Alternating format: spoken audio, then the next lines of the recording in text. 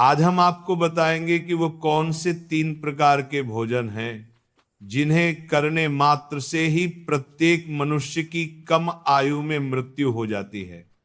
प्रत्येक मनुष्य को जीवित रहने के लिए आहार की आवश्यकता होती है, परंतु मनुष्य बिना सोचे समझे जो मन में आता है वो खाता चला जाता है, वही आगे जाकर उसके लिए काल बन जाता है। तो आज मैं आपको बताऊंगा कि भोजन करने का सही तरीका कौन सा है, भोजन करने की सही दिशा कौन सी है, हमें भोजन कब करना चाहिए तथा भोजन शुरू करने से पहले क्या बोलना चाहिए, और वह कौन से 3 प्रकार के भोजन हैं जिन्हें करने मात्र से ही मनुष्य की कम आयु में मृत्यु हो जाती है। तो इस प्रश्न का बखान मैं आपको एक कथा के माध्यम से देता हूं। एक बार की बात है, देवर्षि नारद जी नारायण नारायण करते हुए बिना किसी कारण ही यमपुरी में पधारते हैं। यमपुरी में पधारने के बाद वह देखते हैं कि यमराज कुछ लोगों को स्वर्गलोक तथा नरकलोक भेजने में व्यस्त हैं। उनमें से बहुत से लोग काफी कम उम्र के थे और बहुत से लोग वृद्धावस्था में थे। तब देवर्षि नारद जी ने सोचा, इतनी कम उम्र में इन मनुष्यों की मृत्यु कैसे हो सकती है, जबकि कलयुग के प्रत्येक मनुष्य को 100 वर्ष की आयु निश्चित की गई है। यहां 15 से 20 वर्ष की आयु में ही सभी की मृत्यु हो जा रही है। देवर्षि नारद जी के मन में एक प्रश्न उठता है और वह सीधा प्रकट होते हैं जाकर यमराज जी के पास। तभी यमराज जी की नजर देवर्षि नारद पर पड़ती है। यमराज देवर्षि नारद जी का आदर सत्कार करते हैं और कहते हैं, हे नारायण भक्त नारद जी, आज आप किस प्रयोजन से यमपुरी में पधारे हैं। देवर्षि नारद जी कहते हैं, हे यमराज जी, मैं यहां आया तो बिना किसी कारण के ही था, परंतु यहां आने के बाद मेरे मन में अब एक प्रश्न तांडव कर रहा है। हे मृत्यु के देव, आपको तो भविष्यवाणी दी गई है, जिससे आपको तो पता होता है कि कौन से मनुष्य की मृत्यु कब होने वाली है और उस मनुष्य की मृत्यु के होने का कारण क्या है। मेरा प्रश्न बस यही है कि वह कौन से 3 प्रकार के भोजन हैं जिन्हें करने मात्र से प्रत्येक मनुष्य की कम आयु में ही मृत्यु हो जाती है। मनुष्य को किस प्रकार का भोजन करना चाहिए, किस प्रकार का भोजन मनुष्य की आयु बढ़ाने वाला होता है, और किस प्रकार का भोजन मनुष्यों की आयु को कम करने वाला होता है, और भोजन को किस दिशा में मुंह करके करना चाहिए, भोजन करने से पूर्व कौन सा मंत्र बोलना चाहिए। कृपा करके आप मुझे इन सभी प्रश्नों के उत्तर देने का कष्ट करें। तब यमराज जी कहते हैं, हे देवर्षि नारद जी, आपने आज समस्त मनुष्य जाति को एक बहुत ही महत्वपूर्ण ज्ञान देने के लिए हमसे ये प्रश्न किया है। ये प्रश्न प्रत्येक मनुष्य के लिए उतना ही महत्वपूर्ण है जितना कि जल में रहने वाली मछली के लिए जल। परंतु हे देवर्षि नारद जी, मैं आपको आपके इस प्रश्न का उत्तर एक अत्यंत महान कथा के माध्यम से दूंगा। देवर्षि नारद जी कहते हैं, हे यमराज जी, आप उस कथा को कहिए। मैं आपके द्वारा कही गई कथा को पूरा अंत तक अवश्य सुनूंगा। आप लोगों से एक ही अनुरोध है कि आप लोग भी इस कथा को पूरे ध्यान से सुनना। यमराज जी कहते हैं, मनुष्य जिस प्रकार का भोजन करता है उसी के अनुसार उसका भाग्य और उसका अगला जन्म निर्धारित होता है। चलो मैं आपको इस कथा के माध्यम से बताता हूं। ये कथा त्रेता युग में महर्षि विश्वामित्र ने भगवान श्री राम को सुनाई थी, इसीलिए इस कथा का महत्व बहुत अधिक है। इस प्राचीन कथा के माध्यम से आपको आपके सभी प्रश्नों के उत्तर मिल जाएंगे। हे नारद जी, इसीलिए आप इस कथा को ध्यान से पूरा अवश्य सुनना और इस कथा का प्रचार प्रसार भी करना। जो भी मनुष्य इस कथा का श्रवण करता है उसको उसके समस्त पापों से मुक्ति मिल जाती है। यमराज कथा को सुनाना प्रारंभ करते हैं और कहते हैं कि हे देवर्षि नारद जी, ये बात त्रेता युग की है। अयोध्या के किनारे एक बहुत बड़ा जंगल था। उस जंगल का आकार लगभग 100 योजन तक था, परंतु उस जंगल में ना कोई पशु और ना ही कोई पक्षी रहते थे। उस जंगल में केवल वृक्ष और पेड़ पौधों की ही भरमार थी। वह जंगल इतना घना था कि जिसमें मनुष्य तो दूर की बात है, उस जंगल की तरफ कोई पशु भी नहीं जाता था। परंतु उस जंगल के मध्य भाग में लगभग 4 कोस लंबी एक झील थी और उसी झील में हंस, बत्तख तथा अन्य पशु पक्षी रहा करते थे। एक बार मुनि विश्वामित्र उस झील के पास से गुजर रहे थे, तब उनको बहुत ही सुंदर और विचित्र दृश्य दिखाई दिया, क्योंकि उस जंगल में ना कोई आता था और ना ही कोई जाता था, परंतु उसी झील के समीप एक बहुत बड़ा आश्रम था जो देखने में बहुत पुराना हो गया था, लेकिन फिर भी उसकी सुंदरता मन को मोह लेने वाली थी। वह आश्रम अत्यंत सुंदर और पवित्र दिखाई पड़ रहा था। उस आश्रम में ना कोई साधु संत तपस्या करते थे और ना ही उस आश्रम में शिष्यों को पाठ का ज्ञान दिया जाता था। वह आश्रम पूरी तरह से खाली था। अब विश्वामित्र मुनि ने सोचा कि यहाँ कोई संत महात्मा भी नहीं है, चलो आज हम यहाँ पर विश्राम कर लेते हैं। विश्वामित्र एक रात के लिए उस आश्रम में ठहर गए और सुबह उठकर वे जब उस झील के पास गए तो उन्होंने रास्ते में एक मुर्दे को देखा। अब विश्वामित्र मुनि सोच में पड़ गए कि इस जंगल में कोई आता जाता नहीं है, तो ये लाश कहां से आई। वह लाश जो पड़ी हुई थी वह शरीर से अत्यंत बलवान और हष्टपुष्ट दिखाई पड़ती थी, जिसे देखकर ऐसा प्रतीत होता था कि मानो वह किसी तरुण पुरुष की लाश हो। उस लाश को देखकर विश्वामित्र मुनि अपने अंतर्मन से कहने लगे कि यह पुरुष कौन है और इसकी मृत्यु कैसे हो गई, तथा यह पुरुष इस जंगल में आखिर कैसे आया होगा। अब उस मरे हुए आदमी के बारे में जानने के लिए विश्वामित्र मुनि चिंतित हो गए। अब यमराज जी कहते हैं, हे देवर्षि नारद जी, तभी अचानक आकाश में उन्हें एक दिव्य विमान दिखाई पड़ा और वह दिव्य विमान उस झील के समीप आकर रुक गया और उस विमान से एक दिव्य पुरुष उतरा और वह पुरुष उस दिव्य विमान से उतरने के बाद उस झील में स्नान करने के लिए चला गया। अब झील में नहाने के बाद वह बाहर आया और उस मरे हुए पुरुष का मांस खाने लगा। उसने भरपेट उस मोटे ताजे मुर्दे का मांस खाया और फिर वह अपने दिव्य विमान की ओर जाने लगा। वह दिव्य विमान ऐसा लगता था कि मानो वह स्वर्ग का विमान हो। अब वह दिव्य पुरुष उसी विमान में बैठकर स्वर्ग की ओर जाने लगा। मुनि विश्वामित्र यह सब कुछ खड़े खड़े देख रहे थे।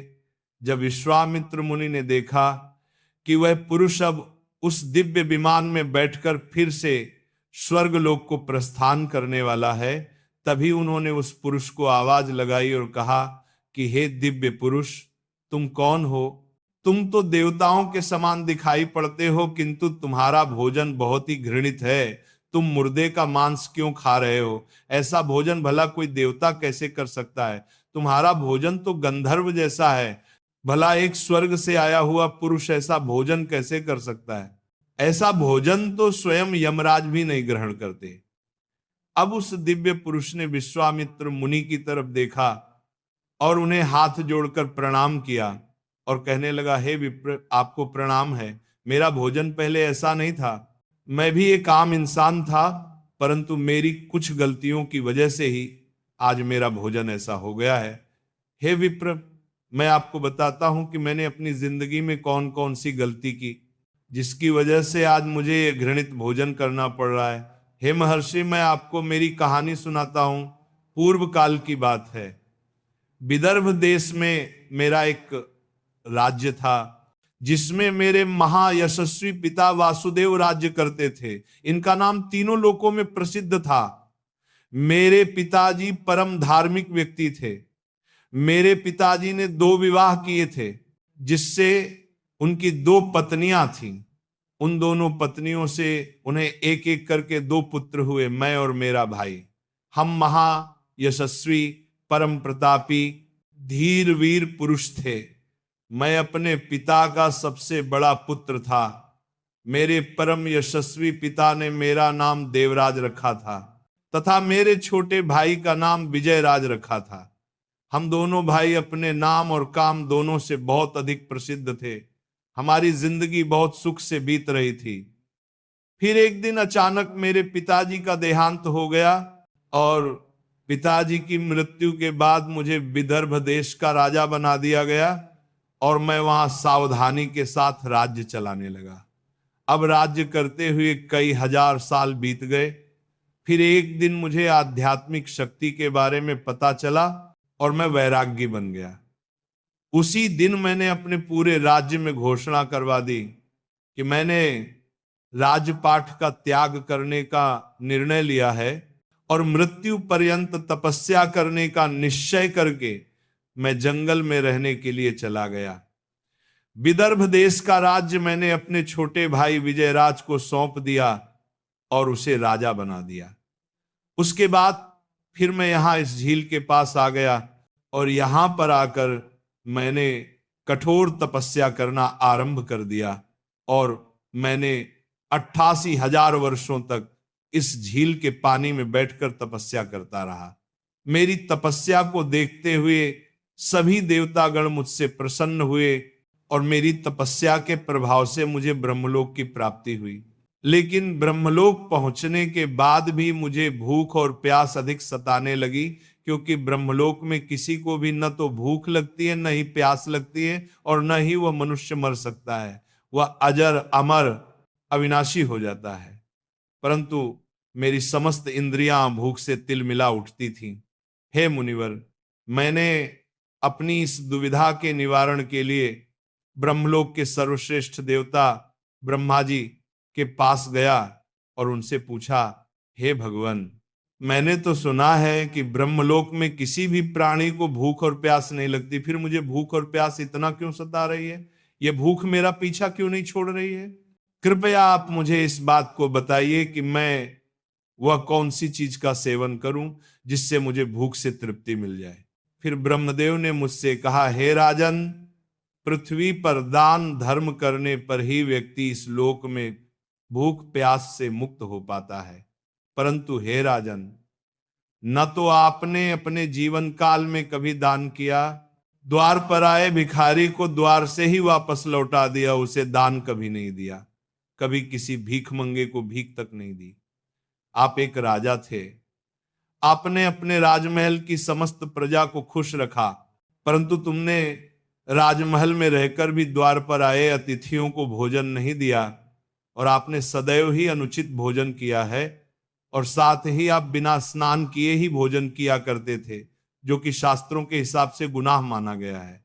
साथ ही भोजन शुरू करने से पहले तुमने कभी ईश्वर का धन्यवाद नहीं किया, क्योंकि अगर आपको भोजन की प्राप्ति हो रही है तो वो किसकी वजह से हो रही है? आपको उसके लिए प्रार्थना करनी चाहिए थी और वही आपने नहीं किया। स्वादिष्ट भोजन को दूसरों को दिए बिना ही आपने उस भोजन को ग्रहण किया है। हे राजन, इसी कारण से तुम्हें यह पाप लगा है, इसीलिए तुम्हें ब्रह्मलोक में रहते हुए भी भूख और प्यास का कष्ट उठाना पड़ रहा है। जब आप जीवित थे तब आपने जीवित रहते हुए अनेक प्रकार के आहार का अकेले ही सेवन किया है, अनेक प्रकार के पकवान तुमने अकेले ही खाए हैं, दूसरों को नहीं दिए, जिससे तुम्हारा शरीर तो बलवान बन गया किंतु तुम्हारा पुण्य क्षीण हो गया और तुमने जो तपस्या की उसकी वजह से तुमको ब्रह्मलोक में स्थान तो प्राप्त हो गया, परंतु तुम्हारी भूख शांत नहीं हुई। हे राजन, तुम्हारी भूख को शांत करने का मेरे पास एक उपाय है। उस झील के पास तुम्हारा मृतक शरीर पड़ा हुआ है, तुम उसी का मांस खाकर अपनी भूख मिटाओ। जब ब्रह्मा जी ने इस प्रकार से मुझे समझाया तो मैंने ब्रह्मा जी से कहा, हे प्रभु, अपने शरीर का भक्षण कर लेने के पश्चात मेरा क्या होगा? उसके बाद मैं क्या खाऊंगा? मेरे खाने के लिए कुछ विशेष नहीं रहेगा। मैं एक ब्रह्म पुरुष हूं और मैं किसी जीव की हत्या नहीं कर सकता। हे भगवान, कृपया कुछ ऐसा भोजन बताइए जिसको खाने के बाद मुझे लगने वाली भूख प्यास हमेशा के लिए मिट जाए और जो कभी खत्म ना हो। तब ब्रह्मदेव कहते, हे राजन, तुम्हारा शरीर ही मैंने अक्षय बना दिया है। हे राजन, अब आप उसे चाहे जितना खाएंगे फिर भी वह समाप्त नहीं होगा और न ही वह बदबू देगा। तुम्हारे द्वारा खाए गए तुम्हारे ही शरीर के अंग दूसरे दिन फिर से ताजा हो जाएंगे, इस मृत शरीर के अंग फिर से उगाएंगे, इस प्रकार तुम फिर से उन्हें खा सकोगे। तुमको अपने ही शरीर का मांस खाते खाते जब तुमको 1-2 वर्ष बीत जाएंगे, तो उसके बाद तुम्हारे इसी जंगल में एक दिन महर्षि विश्वामित्र पधारेंगे और उन्हीं के द्वारा तुम इस पाप से मुक्ति पा सकोगे। इस प्रकार से जब ब्रह्मा जी ने उस राजा को इसके पीछे का रहस्य बताया, तो अब उस दिव्य पुरुष ने सारी हकीकत महर्षि विश्वामित्र को बता दी और कहने लगा, हे विप्रवर, मेरा शरीर कभी नष्ट नहीं होता है और मैं रोज आकर अपने शरीर का कच्चा मांस खाता हूं, यही मेरा आहार है। न जाने कब मुनि विश्वामित्र यहां पर पधारेंगे और मुझे इस कष्ट से मुक्ति दिलाएंगे। मुझे यह सोचते सोचते लगभग 100 वर्ष बीत गए हैं और मैं आज भी महर्षि विश्वामित्र की राह देख रहा हूं। राजा देवराज का इस प्रकार से कथन सुनकर महर्षि विश्वामित्र बोले, हे राजन, कहो, आपके सौभाग्य से मैं यहां पर आया हूं। मैं ही मुनि विश्वामित्र हूं। कहिए राजन, मैं तुम्हारी किस प्रकार से सहायता कर सकता हूं। तब राजा देवराज अत्यंत प्रसन्न हुए और जमीन पर लेटकर विश्वामित्र के चरणों को वंदन करने लगे। राजा देवराज ने कहा, हे मुनिवर, कृपया आप मुझे इस घृणित आहार से मुक्त कीजिए तथा जिस पाप के कारण मुझे ये प्राप्त हुआ है उस पाप से भी मुझे मुक्त कीजिए। मैं इस प्रकार का भोजन करते करते निराश हो चुका हूं। कृपया आप मुझे इस घृणित भोजन से मुक्त कीजिए। इस भोजन से मुक्त होने के बाद मुझे अक्षय लोक की प्राप्ति हो सकेगी। हे राजन, कृपया आप मुझ पर कृपा करें। राजा देवराज की दुख भरी बातें सुनकर मुनि विश्वामित्र को उन पर दया आ गई और महर्षि विश्वामित्र ने उस राजा के शरीर को जैसे ही छुआ, उस राजा का मृतक शरीर वहां से अदृश्य हो गया और वे उस पाप से मुक्त हो गए। फिर महर्षि विश्वामित्र से आज्ञा लेकर वे उस दिव्य विमान में बैठकर ब्रह्मलोक को चले गए। अब यमराज जी देवर्षि नारद जी को समझाते हुए आगे कहते हैं, हे देवर्षि नारद जी, इस प्रकार से उस राजा देवराज को दान न करने के पाप से मुक्ति मिली। इस प्रकार से अनुचित भोजन करने के कारण ही विदर्भ देश के महाराज को ब्रह्मलोक में रहने पर भी तृप्ति नहीं मिली और उन्हें पृथ्वी लोक पर आकर स्वयं का ही मांस खाना पड़ा। हे देवर्षि नारद जी, अब मैं तुम्हें भोजन के कुछ नियम बताता हूं। आप इन नियमों को ध्यान से सुनिए। भोजन शुरू करने से पहले आपको 2 काम करने हैं। पहला काम यह है कि आपको भगवान को धन्यवाद करना है जिसकी वजह से आपको यह भोजन मिल रहा है।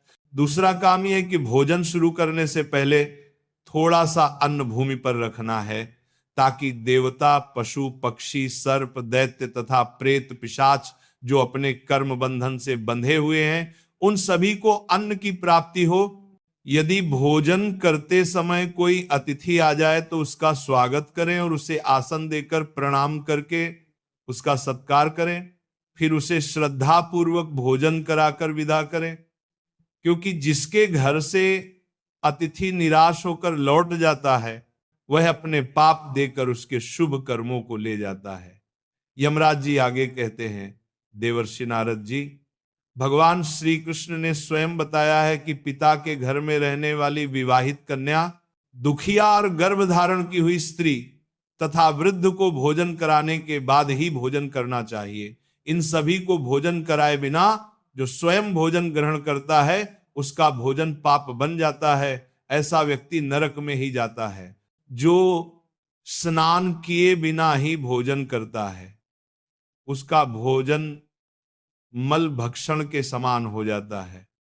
जो मनुष्य बालक एवं वृद्ध आदि के हिस्से का भोजन करता है उसका भोजन विष्ठा के समान हो जाता है और जो बिना दान किए ही भोजन को ग्रहण करता है उसका भोजन विष के समान बन जाता है। मनुष्य को कभी भी दुराचारी व्यक्ति द्वारा दिया गया अथवा दूसरों द्वारा अपमानित करके दिया गया भोजन कभी भी ग्रहण नहीं करना चाहिए। इससे उस मनुष्य को पाप लगता है। परोसे हुए भोजन का अग्रभाग अग्नि को देकर ही भोजन करना चाहिए। भोजन को एकाग्र चित्त होकर करना चाहिए। प्रथम मीठा, फिर लवण और खट्टा और अंत में कटु एवं तीखे पदार्थों का सेवन करें। प्रथम 3 निवाले मौन होकर ग्रहण करने चाहिए। ऐसा करने से व्यक्ति के सभी पाप कर्म तुरंत नष्ट हो जाते हैं और पुण्य कर्म बढ़ने लगते हैं। भगवान की कृपा से उसे जीवन भर कभी अन्न की कमी महसूस नहीं होगी। यमराज जी आगे कहते हैं, देवर्षि नारद जी, पूर्व दिशा में बैठकर भोजन करने से व्यक्ति रोगों से और मानसिक तनाव से मुक्त हो जाता है। बीमार बुजुर्गों को पूर्व की ओर मुख करके भोजन अवश्य करना चाहिए, इससे उनके स्वास्थ्य में सुधार आता है, क्योंकि पूर्व दिशा उगते हुए सूर्य की दिशा होती है और सूर्य देव बल, आरोग्य तथा दीर्घायु प्रदान करते हैं। विद्या की अभिलाषा रखने वाले मनुष्य को उत्तर दिशा की ओर मुख करके भोजन करना चाहिए। यह दिशा देवी सरस्वती की दिशा है। ध्यान रहे, दक्षिण दिशा की ओर मुख करके भोजन न करें, यह मृत्यु की दिशा होती है। इस दिशा में मुख करके भोजन करने से आयु कम होती है। टूटे फूटे बर्तनों में भोजन नहीं करना चाहिए, यह दुर्भाग्य को निमंत्रण देता है, जिससे घर में गरीबी आती है। भोजन हमेशा थाली में ही करना चाहिए। गंदी थाली में भोजन करने से जीवन में दुर्भाग्य आता है। एकादशी के दिन तामसिक अन्न का सेवन न करें। जो मनुष्य एकादशी के दिन तामसिक अन्न अर्थात मांस का सेवन करता है, लक्ष्मी उस घर को छोड़कर चली जाती है। भोजन को नुकसान करना अनर्थ माना गया है, इसीलिए थाली में जितना आवश्यक हो उतना ही भोजन लें। अगर कोई व्यक्ति साथ में भोजन कर रहा हो तो उसका भोजन समाप्त होने तक उठकर नहीं जाना चाहिए, इससे पितृदेव नाराज हो जाते हैं। भोजन के बाद थाली में हाथ धोना अनुचित माना गया है। थाली में हाथ धोने से अन्न का अपमान होता है। भोजन के बाद थाली में हाथ धोने वाले लोग नीच योनि में जन्म लेते हैं। सबसे महत्वपूर्ण बात ध्यान रहे कि व्यक्ति को बिस्तर पर बैठकर कभी भी भोजन नहीं करना चाहिए। ऐसा करने से व्यक्ति कई प्रकार के रोगों से ग्रसित हो सकता है।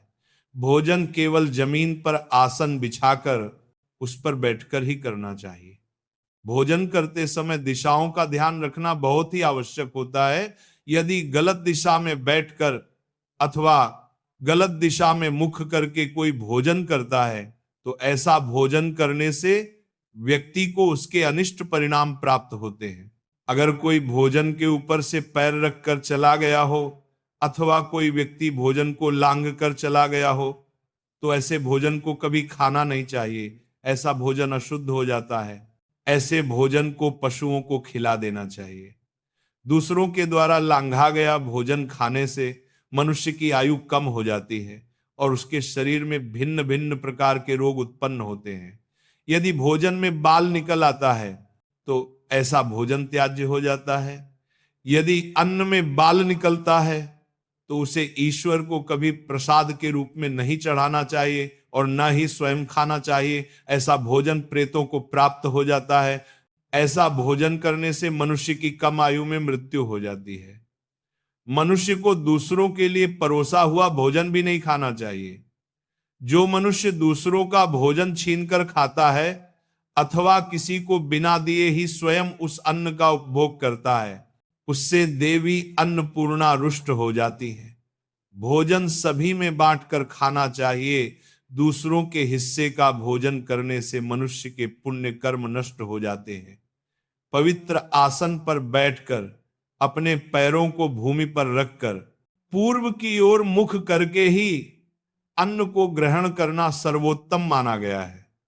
पूर्व मुख होकर भोजन करने से यश की प्राप्ति होती है और उत्तर की ओर मुख करके भोजन करने से सत्य की प्राप्ति होती है।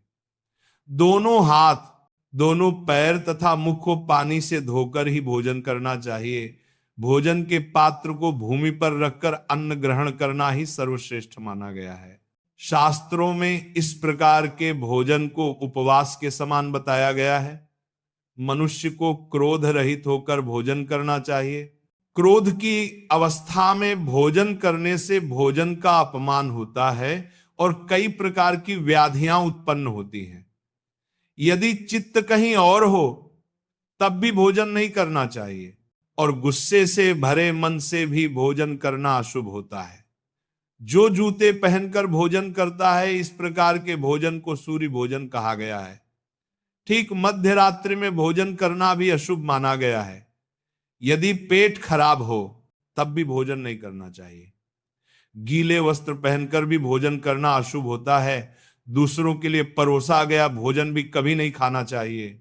सोते हुए, खड़े होकर, टूटे फूटे पात्र में, भूमि पर रखकर अथवा हाथ पर रखकर भोजन ग्रहण करने से दरिद्रता आती है। भोजन करते समय वेदों का उच्चारण नहीं करना चाहिए। शास्त्रों के अनुसार स्त्री को पति के भोजन के बाद ही भोजन करना चाहिए। यदि पति घर से दूर हो तो पति का ध्यान करके भोजन ग्रहण करना चाहिए। इससे पति की आयु लंबी होती है और स्त्री सदा सुहागिन रहती है। पति से पहले भोजन करना शास्त्रों में अशुभ माना गया है। इससे पति की आयु कम हो जाती है। इसके साथ ही विष्णु पुराण के अनुसार पति और पत्नी को एक साथ बैठकर भोजन नहीं करना चाहिए। ऐसा करने से दोनों में क्लेश और विवाद होता है। अंधकार में अथवा आकाश के नीचे बैठकर भोजन नहीं करना चाहिए। भोजन करते समय सिर पर छत अथवा वृक्ष की छाया अवश्य होनी चाहिए। केवल एक वस्त्र पहनकर भी भोजन करना अनुचित होता है अथवा नग्न अवस्था में भोजन ग्रहण करना अशुभ होता है। इससे जीवन में दुर्भाग्य आता है। सवारी पर बैठकर अर्थात किसी वाहन में बैठकर भी भोजन ग्रहण करना अनुचित होता है। साथ ही बिस्तर पर बैठकर भोजन करने से व्यक्ति की आयु कम हो जाती है। हंसते हुए अथवा रोते हुए भोजन करना अनिष्ट का कारक होता है। इससे गले में अन्न फंसकर प्राण जाने का भी खतरा बना रहता है। अब यमराज जी कहते हैं कि हे देवर्षि नारद जी, अब तो आपको आपके प्रश्नों का उत्तर मिल गया होगा कि वह कौन सा भोजन है जिसे मनुष्य को करना चाहिए और वह कौन सा भोजन है जिसे मनुष्य को कदापि नहीं करना चाहिए।